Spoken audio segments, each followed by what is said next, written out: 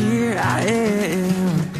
I know I'm not as you planned, because I'm no knight and I'm no prince, but I am. Donc voilà, on va aller voir Monsieur Lefebvre, qui est éleveur de pigeons à Onjon. Donc on arrive sur ses volières et on va aller le rencontrer tout de suite.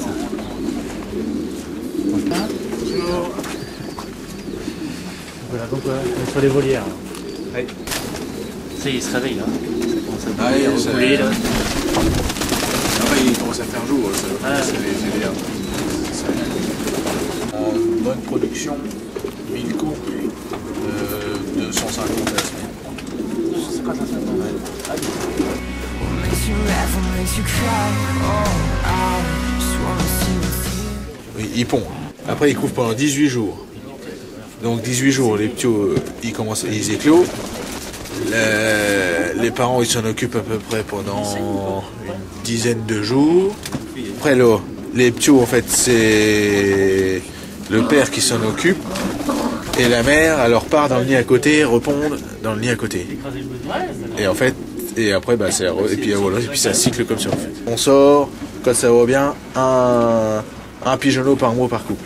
Après, les petits, bah, ils s'en occupent pendant là, à peu près 20... Normalement, c'est 30 jours, mais moi, comme je sais, je prends au nid, donc je les sors à 26, 27 jours, et après, je les finis en cage. J'ai fini en cage à votre maïs. L'idéal, le mieux, c'est 30 jours. 30 à 32 jours, là, c'est vraiment le top du top. Et au bout de 40 jours, c'est plus du pigeonneau. Après, c'est du pigeon. C'est plus pareil. Ah c'est aussi temps. Pigeonneau beaucoup plus moelleux, on va dire. Un peu moins sec. Ah oui, c'est beaucoup plus tendre. Puis bah, le fait que ça soit nourri vraiment avec le maïs, voilà, ça y apporte aussi pour nous sur le goût, qui est très important. Quoi.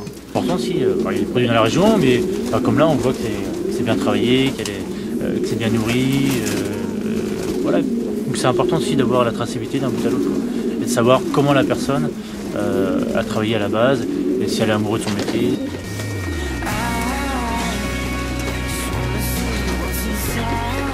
Après, le pigeon, voilà, c'est une connotation aussi dans la ville, des pigeons qu'on voit un peu partout, donc du coup ça freine un peu, puis après quand il goûte, c'est pas du tout la même chose, hein, ça n'a rien à voir, et quand il goûte, c'est vrai que c'est plus fin que le canard pour moi. On peut le marier, surtout sur les cuissons, il y a une possibilité de cuisson énorme, on peut le faire griller, rôti, pocher.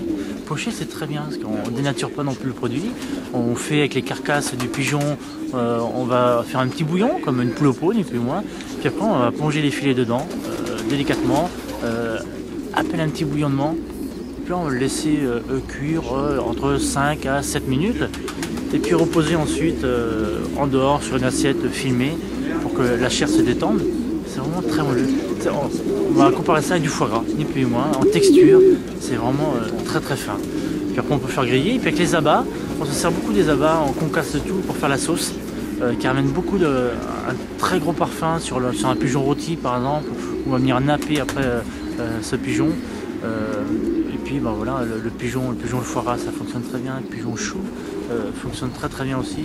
Un petit chou compoté, on va y poser le pigeon rôti dessus. Voilà, c'est délicieux, c'est gourmand.